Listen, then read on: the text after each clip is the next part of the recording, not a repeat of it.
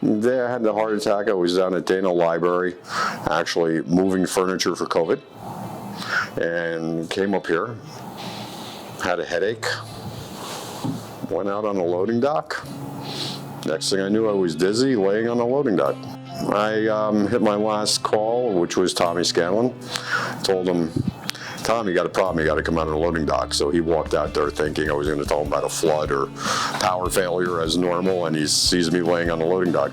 Well, Tommy called EMS, told them where we were. They came down. They saw what was going on and basically put me in the bus and took me across the street immediately.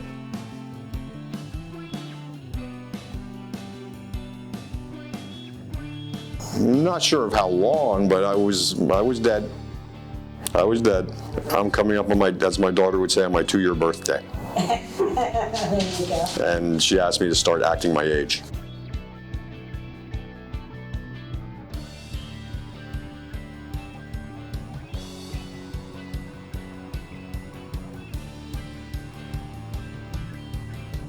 I tell everybody it's not very hard to quit when you're locked down to a hospital bed for 11 days. And you get split in half, and you know. Yeah, I try not to be a hypocrite, but when people smoke, certain people, I'll tell them when you're going to quit that disgusting habit, you know. But I tell people like anything else, nobody likes the taste of cigarettes, right? I mean, you acquire that taste after you do it for a long period of time. My mantra was always, I quit enough for one lifetime, so I'm not going to give up cigarettes. But I would recommend quitting to anybody. My wife and kids tell me that 3 days after I was home, I didn't cough anymore.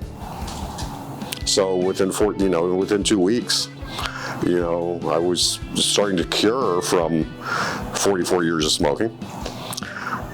Today I walk 7-8 miles a day. I get on a bike for 5 or 10, and I don't cough. So it's obviously better off.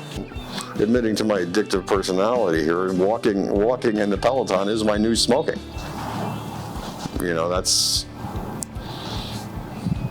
So I found the secret to life is get addicted to something that's not going to kill you.